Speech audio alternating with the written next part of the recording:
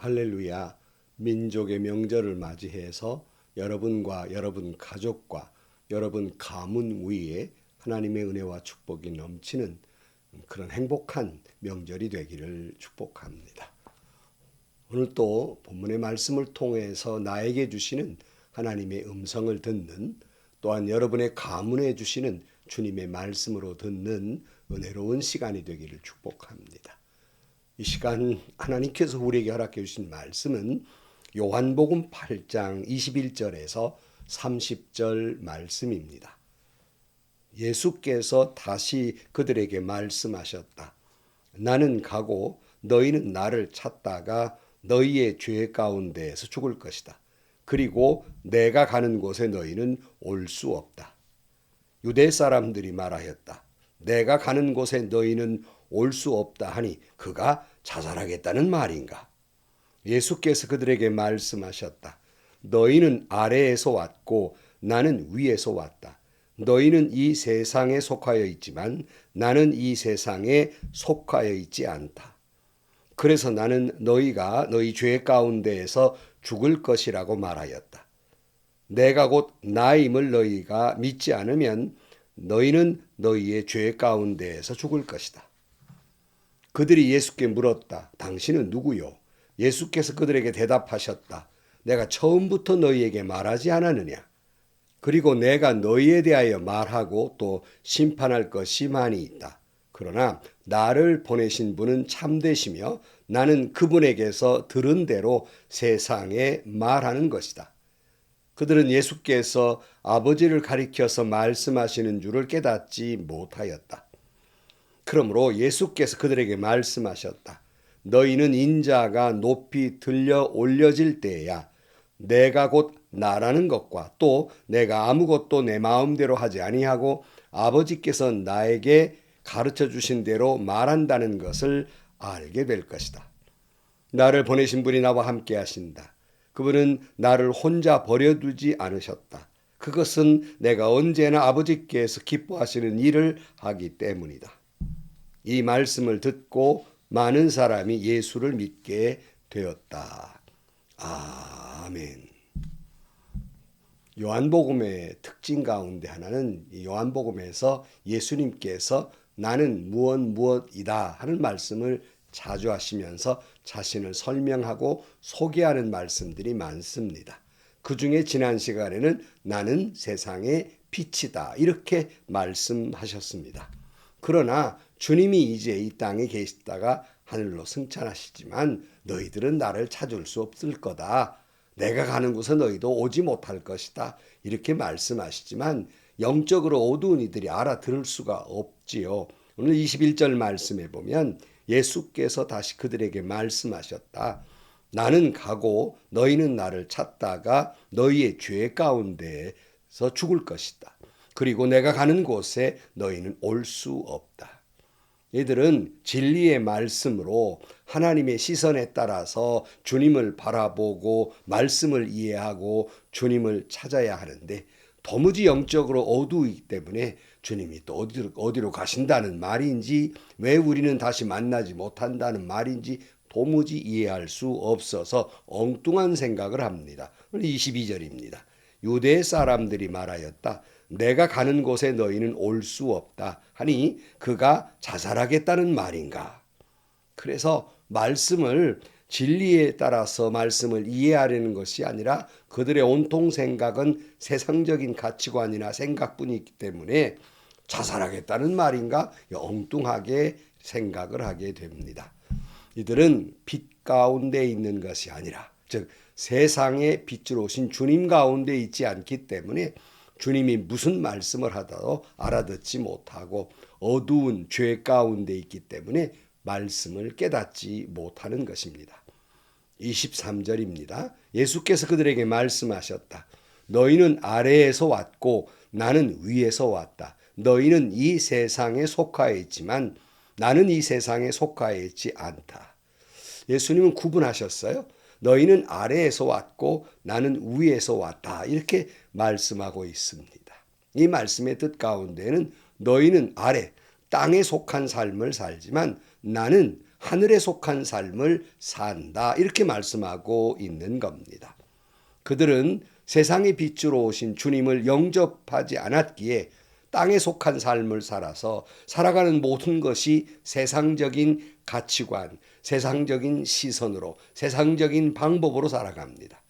그러나 예수님은 하늘의 사람으로 하나님으로부터 온 분으로서 하나님의 말씀과 하나님의 뜻대로 사명대로 하나님의 마음으로 살아간다는 말씀입니다. 그렇다면 세상의 빛 가운데 계신 주님을 영접한 우리는 어떤 삶을 살아야겠습니까? 여러분은 지금 어디에 속한 삶을 살고 계십니까? 물론 우리에게는 두 가지 시민권이 있습니다. 하나는 이 땅의 시민권이요. 다른 하나는 하늘나라의 시민권입니다. 비록 우리가 발을 땅에 밟고 살기에 이 나라 법 가운데 살아가야 하지만 그보다 상위법, 그것은 하나님의 법입니다. 다른 말로 말하면 우리는 대한민국의 자유민주주의의 나라에서 살아가지만 그러나 그보다 더 상위법, 우리가 하나님의 법에 살아가는 사람들이란 말씀입니다. 그래서 우리가 이 땅의 가치관으로 사는 것이 아니라 하늘의 가치관, 하나님의 말씀과 뜻 가운데 살아가는 삶이라는 말씀입니다. 빛으로 오신 주님을, 예수님의 마음을 품고 살아가야 한다는 말이에요. 다시 말씀드리지만 우리는 대한민국 국민입니다. 그래서 우리는 나라 법을 지켜야 합니다. 그러나 그것이 하나님 나라의 법과 때로는 부딪힐 때가 있습니다. 그러나 우리는 하늘에 속한 사람들입니다. 하나님의 법이 최상위법입니다. 그래서 하나님의 은혜와 축복 속에 살아가는 사람들이란 말씀이에요. 하나님의 은총 속에 살아가는 사람이에요. 이 세상에는 그래서 두 종류의 삶이 있습니다. 하나는 세상의 어두움 속에 살아가는 사람, 즉 죄에 이끌려 살아가는 사람, 영적인 무지 가운데 살아가는 사람이 있는가 하면 빛으로 오신 주님이 내 안에 계심으로 내 안에 밝은 빛으로 주님이 계시기 때문에 주 안에서 주님의 은혜에 이끌려서 살아가는 사람들, 하늘에 속한 사람들이란 말씀입니다. 그러기에 세상의 어두운 죄 가운데 살아가는 사람들은 마치 소경과 같아서 내가 어디서 와서 어디로 가는지, 왜 살아가야 하는지, 인생의 진정한 가치관이 무엇인지 도무지 알지 못하고 오직 욕심과 욕망 가운데 죄에 휘둘려서 사탄의 미혹에 되어 정신없이 어리석게 살아가는 것입니다. 그러기에 이런 사람들은 이미 주님을 영접하지 아니했고 세상의 빛 가운데 살지 못하고 어두움 속에 살아가기 때문에 이미 이 땅에 사는 자체가 심판을 받은 것이라고 말씀할 수 있겠습니다. 그래서 주님은 이렇게 말씀하셨습니다. 24절. 그래서 나는 너희가 너희 죄 가운데 죽을 것이라고 말하였다. 내가 곧 나임을 너희가 믿지 않으면 너희는 너희 죄 가운데에서 죽을 것이다. 어두움 속에 죽을 수밖에 없다는 거예요. 빛으로 오신 주님을 영접하지 않으면 영적 무지와 어두움 속에서 결국 죽어갈 수밖에 없다. 영원한 사망에 이를 수밖에 없다고 말씀하고 있는 겁니다. 그러자 예수님이 누구인가를 물어요. 25절. 그들이 예수께 물었다. 당신은 누구요? 예수께서 그들에게 대답하셨다. 내가 처음부터 너에게 말하지 않았느냐? 그리고 내가 너희에 대하여 말하고 또 심판할 것이 많이 있다. 그러나 나를 보내신 분은 참되시며 나는 그분에게서 들은 대로 세상에 말하는 것이다. 그들은 예수께서 아버지를 가리켜서 말씀하시는 줄을 깨닫지 못하였다. 지금 예수님이 자신이 누구인지 이미 말씀하셨잖아요. 하늘에서 왔고 바로 그 구약 예언된 메시아임을 계속 표현하고 있음에도 그들은 여전히 어두운 무지 가운데 있기 때문에 예수님의 말씀을 이해하지도 못하고 깨닫지도 못하고 하나님의 음성이 들리지도 아니하는 것이에요. 28절입니다. 그러므로 예수께서 그들에게 말씀하셨다.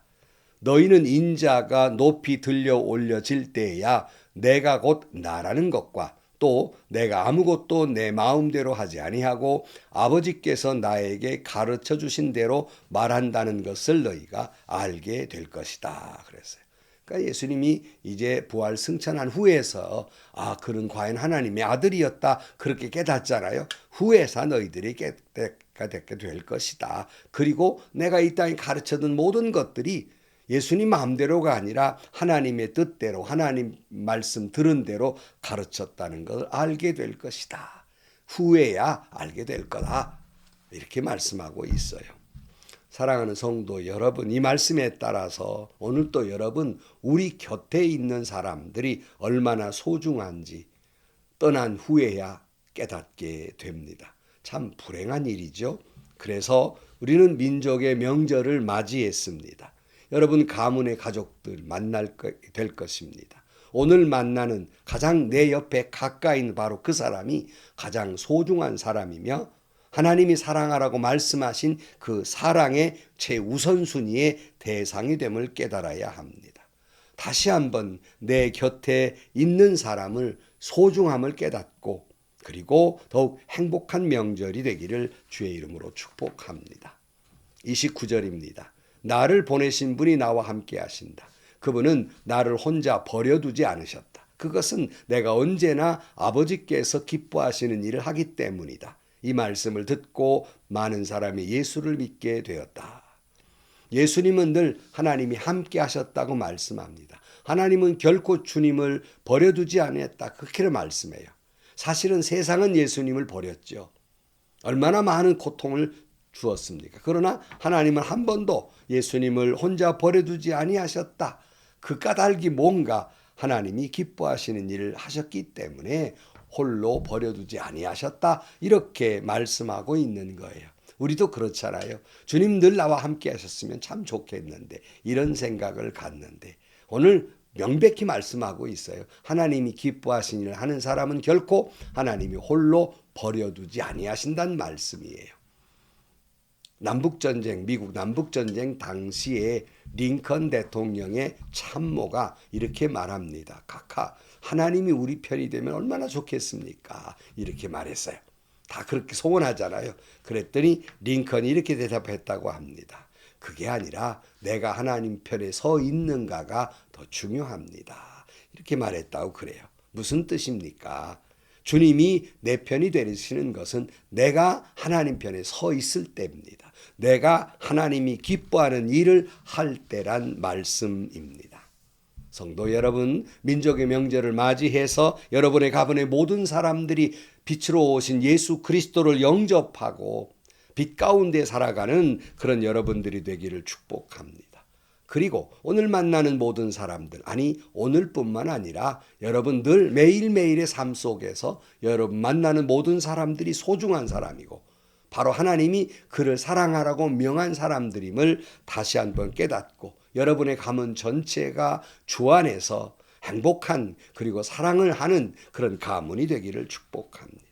늘 하나님이 기뻐하시는 일, 사명 가운데 삶으로 말미암아서 주님이 함께하는 사람들, 주님이 함께하는 가정들, 주님이 함께하는 가문이 되기를 축복합니다.